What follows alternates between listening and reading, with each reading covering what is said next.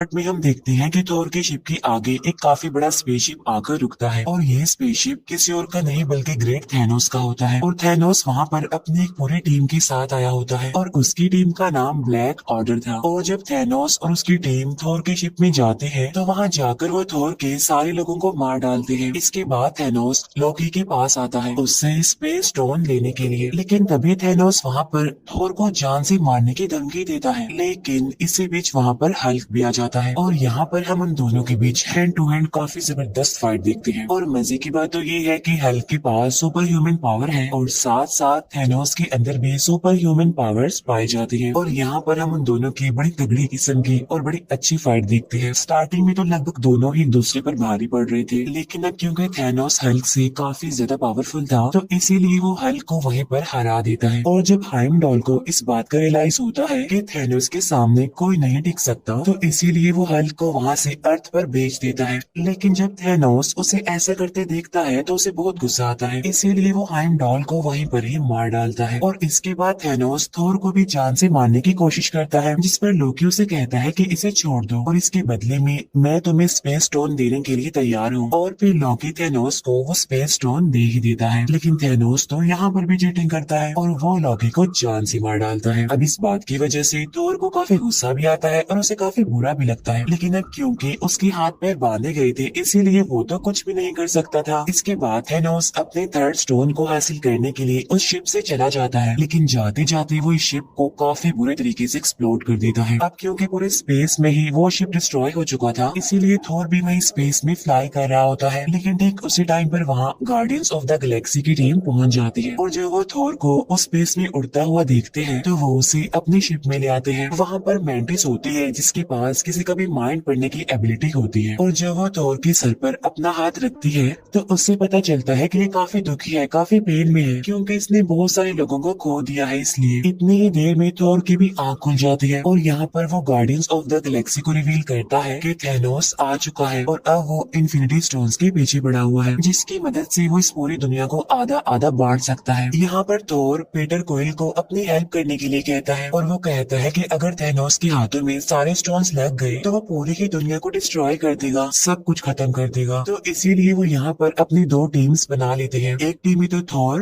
Rocket और ग्रूट होते हैं। मीनवाइल दूसरी टीम में पीटर क्विल, गमोरा, नेबुला और ड्रैग्स हो जाते हैं। अब यहाँ पर थॉर पीटर क्विल को कहता है कि जब तक मेरे पास मेरा हथियार यानी मेरा हैमर नहीं होगा तब तक मैं थैनोस का कुछ नहीं बिगाड़ सकता। तो इसीलिए उसे अपना हैमर लेने के लिए निडाविलियर जाना पड़ता है। दूसरी तरफ पीटर क्विल, गमोरा और नेबुला नोवेयर में पहुंच जाते हैं और ये वो जगह थी जहाँ पर दी कलेक्टर रहता था, क्योंकि कलेक्टर के पास ही थर्ड स्टोन यानी दी रियलिटी स्टोन था। इसके बाद हम देखते हैं कि हल्क को हाइमडॉल ने अर्थ पर भेज दिया था और जब वो अर्थ पर आता है तो वो न्यूयॉर्क सेंटर में आकर गिरता है, उस जगह पर जहाँ पर डॉक्टर स्ट्रेंज और वोंग थे। और जब हल्क उन दोनों को देखता है तो बताता है कि थैनोस आ गया है और अब हमें कोई नहीं बचा सकता। तब उसे इतना घबराया हुआ देखकर डॉक्टर स्ट्रेंज भी घबरा जाते हैं। इसके बाद डॉक्टर स्ट्रेंज ब्रूस बैनर यानी हल्क के साथ टोनी स्टार्क यानी आयरन मैन से हेल्प मांगने जाता है। वहाँ पहुंचकर ये दोनों टोनी स्टार्क को बताते हैं कि थैनोस आ गया है और वो इन्फिनिटी स्टोन्स के पीछे पड़ गया है, जिसकी वजह से पूरे यूनिवर्स और अर्थ को खतरा है और अगर उसने ये सारे स्टोन्स हासिल कर लिए तो हमारा ये अर्थ खतरे में पड़ सकता है। अब यहाँ पर मैं आपको इन स्टोन्स के बारे में थोड़े से डिटेल्स बता देती हूँ। पहले नंबर पर आता है पावर स्टोन। इसके अंदर ये पावर होती है कि ये किसी भी इंसान की पावर को कम भी कर सकता है और ज्यादा भी कर सकता है। सेकंड नंबर पर आता है स्पेस स्टोन। इसके अंदर ये पावर होती है कि ये किसी भी चीज को एक जगह से दूसरी जगह ट्रांसफर कर सकता है इजीली, जैसे कि स्पेस में ऐसा होता रहता है। थर्ड नंबर पर है दी रियलिटी स्टोन। अब इस स्टोन के अंदर ये पावर होती है कि किसी भी रियलिटी को बदल सकता है। इट्स मीन आप क्लाइमेट को अपनी मर्जी के मुताबिक चेंज कर सकते हैं।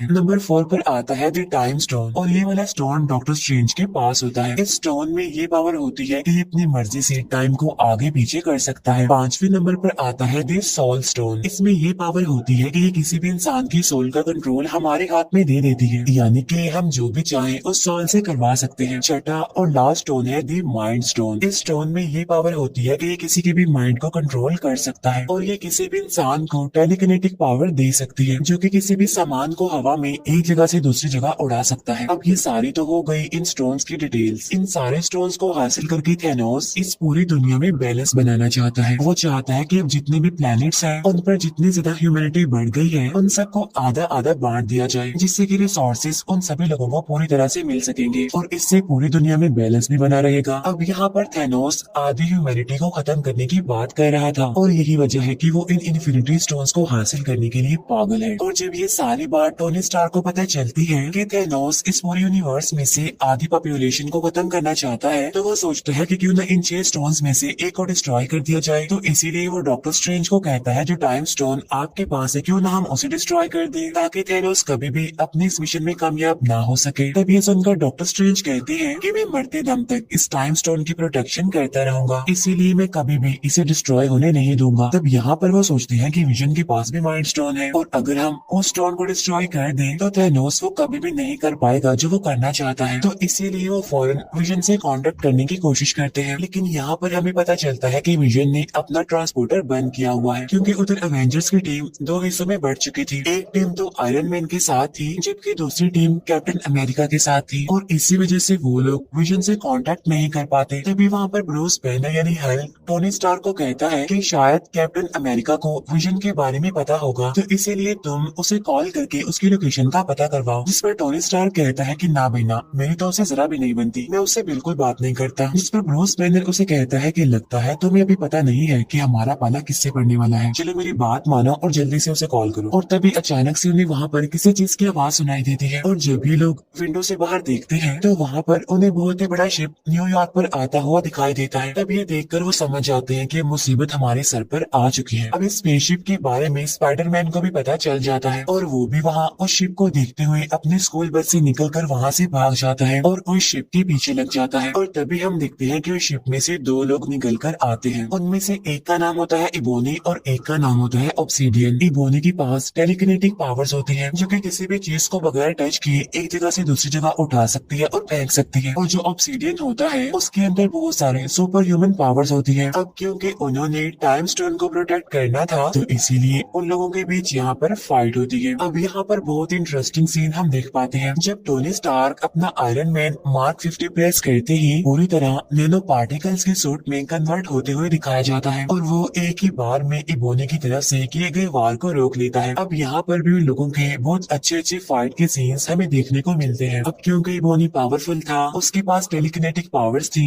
इसीलिए वो अपने काम को करने में कामयाब होता रहता है। इसके बाद वो टाइम स्टोन निकालने के लिए डॉक्टर स्ट्रेंज के पास पहुंच जाता है। अब क्योंकि टाइम स्टोन को डॉक्टर स्ट्रेंज के अलावा और कोई भी नहीं निकाल सकता था उनमें से, तो इसीलिए वो डॉक्टर स्ट्रेंज को अपने साथ अपने स्पेसशिप में ले जाता है वहाँ से। लेकिन वो ये नहीं जानता था कि उसके शिप में टोनी स्टार्क और स्पाइडरमैन भी एंटर हो गए हैं। इसके बाद में विजन दिखाया जाता है। अब क्योंकि थैनोस की टीम यानी ब्लैक ऑर्डर के पास उन सभी इन्फिनिटी स्टोन्स की एनर्जी के फ्लो को रेड करने की पावर होती है, तो इसीलिए पहले तो वो डॉक्टर स्ट्रेंज के पास जाते हैं टाइम स्टोन लेने के लिए और साथ ही विजन के पास ही माइंड स्टोन निकालने के लिए प्रॉक्सिमा मिडनाइट और कॉर्वस ब्लेड जाते हैं। अब यहाँ पर हमें दिखाया जाता है कि मैक्सिमा मिडनाइट और कॉर्वस ब्लेड उन दोनों यानी विजन और वांडा से काफी ज्यादा पावरफुल होते हैं। अब यहाँ पर कॉर्वस ब्लेड के पास एक ऐसा ब्लेड होता है जो किसी भी इंसान की बॉडी में घुस सकता है और उसे काफी इंजर्ड कर सकता है, तो उसी ब्लेड का इस्तेमाल करते हुए वो विजन को इंजर्ड कर देता है, जिसकी वजह से वांडा इस फाइट में अब अकेली रह जाती है।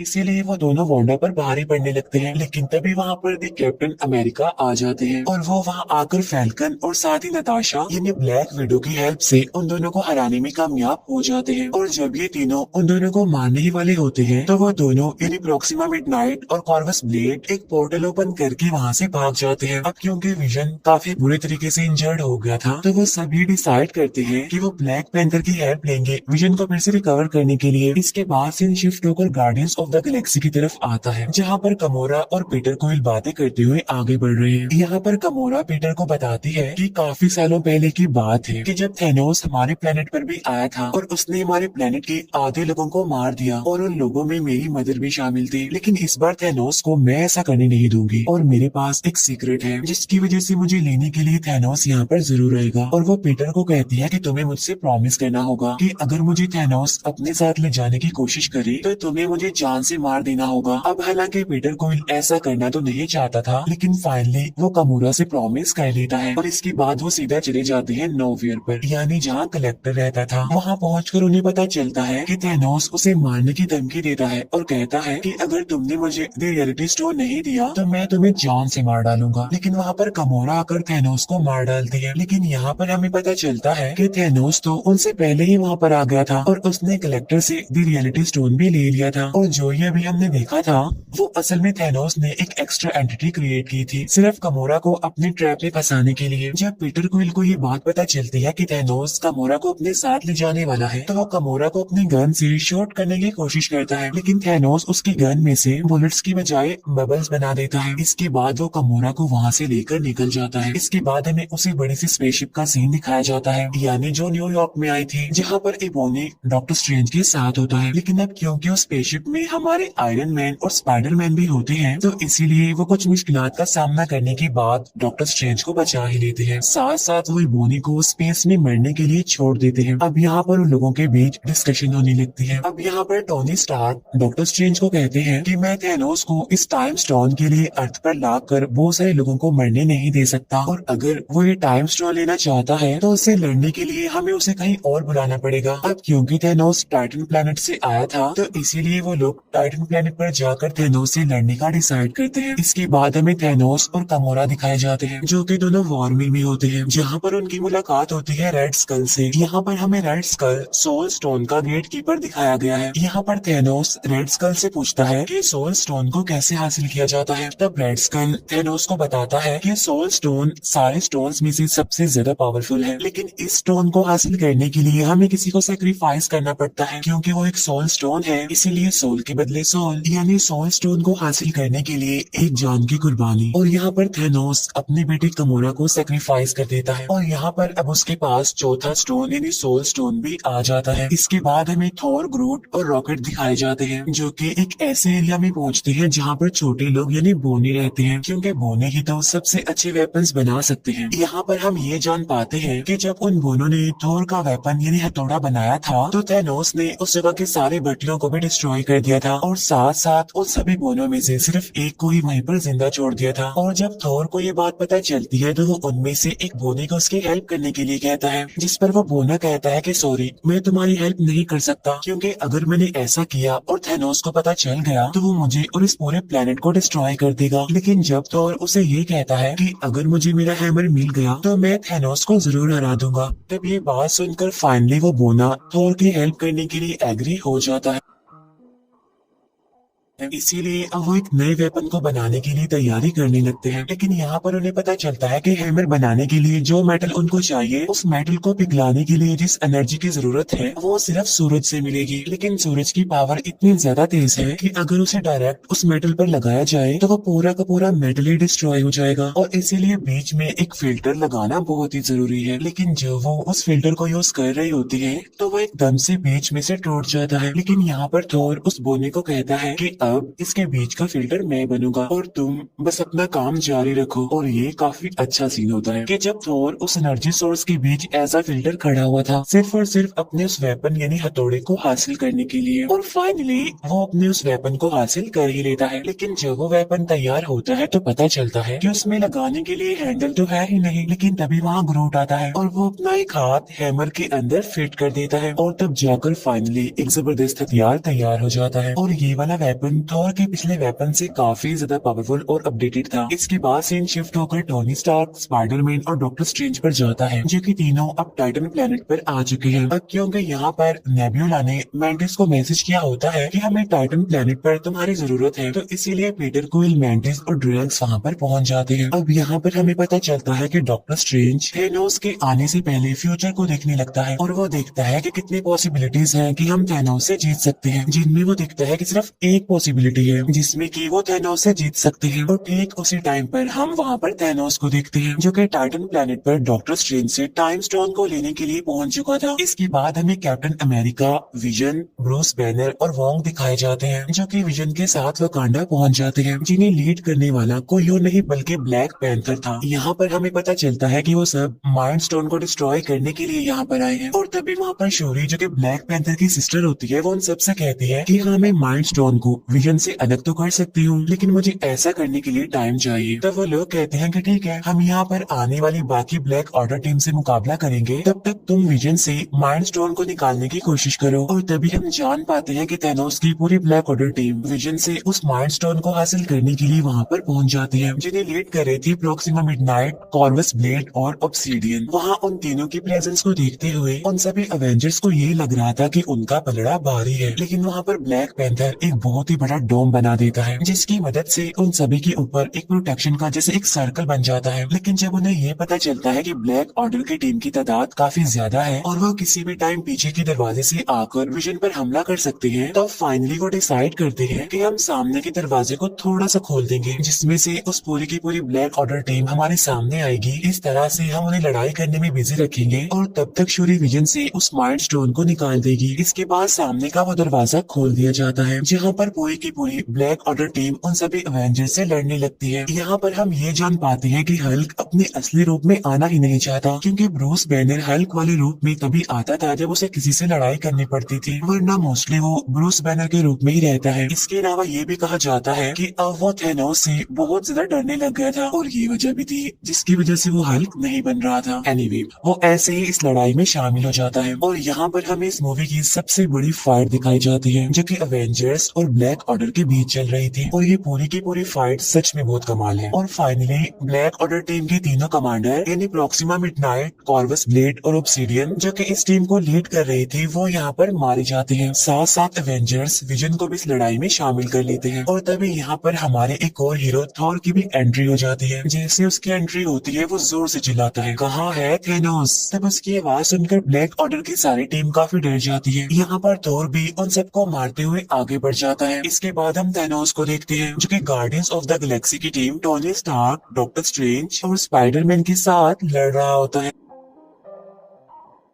अब हालांकि वो लोग थैनोस को काबू करने और उसके हाथ से गोल्ड आर्मर निकालने की काफी कोशिश करते हैं, लेकिन थैनोस तो इतना ज्यादा पावरफुल होता है कि वो सभी को मारना शुरू कर देता है। किसी को भी वो अपने आगे टिकने नहीं दे रहा था। लेकिन इस फाइट के बीच एक टाइम ऐसा भी आता है जब वो पूरी टीम थैनोस को पकड़ ही लेती है और स्पाइडरमैन उसके हाथ से वो गोल्ड आर्मर निकालने की कोशिश करता है। लेकिन यहाँ पर पीटर क्वाइल एक काफी बड़ी गलती कर देता है। वो थैनोस के पास आकर उसे पूछता है कि तुमने कमोरा का क्या किया, और वो थैनोस के मुंह पर अपनी गन और पंच से मारना शुरू कर देता है, जिसकी वजह से थैनोस फिर से होश में आ जाता है और वो फिर से अपना गोल्ड आर्मर पहनकर उन सबको मारने लगता है, उन पर भारी पड़ने लगता है। अब यहाँ पर हम एक और बड़ी जबरदस्त फाइट देखते हैं जहाँ पर हमारे टोनी स्टार्क यानी आयरन मैन थैनोस से लड़ रहे होते हैं। अब आयरन मैन का ये सूट काफी पावरफुल था, इसीलिए उनके बीच एक जबरदस्त टेक्निकल फाइट चलने लगती है। अब हालांकि यहाँ पर थैनोस की बॉडी से खून का सिर्फ एक ड्रॉप निकलता है, लेकिन इस वजह से उसे इतना ज्यादा गुस्सा आ जाता है कि वो टोनी स्टार्क को उसे के ब्लेड से काफी इंजर्ड कर देता है और उसे जान से मारने लगता है। लेकिन तब डॉक्टर स्ट्रेंज थैनोस को कहता है कि तुम इसे मत मारो, तुम इसे छोड़ दो, और अगर तुम इसे छोड़ दोगे तो मैं टाइम स्टोन तुम्हें दे दूंगा। अब हालांकि यहाँ पर टोनी स्टार्क डॉक्टर स्ट्रेंज को ऐसा करने से मना करता है, लेकिन यहाँ पर टोनी स्टार्क यानी आयरन मैन की जान बचाने के लिए डॉक्टर स्ट्रेंज को ये सैक्रिफाइस करना ही पड़ता है और अपना टाइम स्टोन थैनोस को दे देता है। और जैसे ही थैनोस को उसका 5वां स्टोन मिलता है तो वो खुशी से दौड़ने लगता है। इसके बाद वो स्पेस स्टोन को यूज करते हुए वहाँ से निकल जाता है और सीधा वहाँ से पहुँचता है अर्थ पर यानी वकांडा में, जहाँ पर पहले ही ब्लैक ऑर्डर और वेंजर्स के बीच फाइट चल रही थी। उधर विजन और वांडा के बीच डिस्कशन चल रही होती है। यहाँ पर विजन वांडा को कहता है कि अगर थैनोस यहाँ पर आकर मुझे जान से मार कर माइंड स्टोन लेगा तब भी मैं मर जाऊंगा, और अगर तुम ये स्टोन निकाल दोगी तब भी मैं मर जाऊंगा, तो क्यों ना तुम ये स्टोन को निकाल कर मुझे आजादी दो। इसके बाद इस माइंड स्टोन को डिस्ट्रॉय कर दो, जिससे होगा ये कि थैनोस जो करना चाह रहा है वो उसमें नाकामयाब हो जाएगा। अब यहाँ पर वांडा ना चाहते हुए भी विजन के सर से वो माइंड स्टोन निकालने की कोशिश करती है और फाइनली वो उस माइंड स्टोन को निकालने में कामयाब भी हो जाती है। लेकिन जैसे ही वो उसे डिस्ट्रॉय करने लगती है तो वहाँ पर थैनोस आ जाता है, जो यहाँ पर आकर टाइम को रिवर्स करता है, यानी टाइम को पीछे कर देता है। यानी उस टाइम में जब वो माइंड स्टोन विजन के सर पर लगा हुआ था और वो विजन के सर से माइंड स्टोन ले लेता है और उसे अपने गोल्ड आर्मर में पहन लेता है। अब यहाँ पर थैनोस वो सारे स्टोन्स ले चुका था, लेकिन तभी वहाँ पर थोर आ जाता है और वो अपने हैमर को थैनोस पर दे मारता है। लेकिन यहाँ पर थैनोस थोर से कहता है कि थोर, तुमने गलती कर दी, तुम्हें इस हैमर को मेरे सर पर मारना चाहिए था। और तभी यहाँ पर थैनोस चुटकी बजाता है, जिससे पूरा यूनिवर्स, पूरा अर्थ दो हिस्सों में बढ़ जाता है। इसके बाद सीन शिफ्ट होकर सोल वर्ल्ड में आता है, जहाँ पर थैनोस खुद को बिल्कुल अकेला पाता है और उसके सामने एक छोटी गमोरा होती है, यानी जब वो छोटी थी। और यहाँ पर वो अपने फादर थैनोस से पूछती है कि डैडी डू इट, जिस पर थैनोस कहता है कि यस। फिर छोटी गमोरा पूछती है कि आपने क्या खोया, जिस पर थैनोस कहता है कि सब कुछ। इस फाइट में उसने इन्फिनिटी स्टोन्स को हासिल करने के लिए अपना सब कुछ खो दिया, क्योंकि वो गमोरा को बहुत प्यार करता था। लेकिन अनलकीली अब वो उसकी लाइफ में नहीं थी। इसके बाद थैनोस वापस से रियल वर्ल्ड में आ जाता है, जहाँ पर उसके सामने थोर और बाकी सारे एवेंजर्स होते हैं। लेकिन अब क्योंकि उसके पास सारे स्टोन्स थे, इसीलिए वो स्पेस स्टोन की मदद से खुद को टेलीपोर्ट करके कहीं और चला जाता है। लेकिन वहाँ पर बचता है तो सिर्फ राख, और पूरे यूनिवर्स में से, पूरे अर्थ में से आधी पॉपुलेशन कम होने लगती है। हर कोई वहाँ से राख बनकर गायब होता जा रहा था। इसके बाद हम थैनोस को देखते हैं, जो कि एक हट में था, जो कि काफी खुश था, क्योंकि फाइनली वो अपने मिशन में सक्सेसफुल हो गया था। उसने पूरी दुनिया की आधी पॉपुलेशन को खत्म कर दिया था। इसके बाद हम मारिया हिल और निक को देखते हैं, जो कि गाड़ी में बैठकर कहीं पर जा रहे थे, लेकिन तब वो भी वहाँ से गायब होना शुरू हो जाते हैं। और यहाँ पर निक अपनी पॉकेट से एक छोटे से डिवाइस निकालता है और वो किसी को मैसेज करता है, और जब उसके गायब होने के बाद हमें वो डिवाइस दिखाई जाती है, जिससे हमें पता चलता है कि उसने वो मैसेज कैप्टन मार्वल को भेजा है। और इसी के साथ ये मूवी यहीं पर एंड हो जाती है।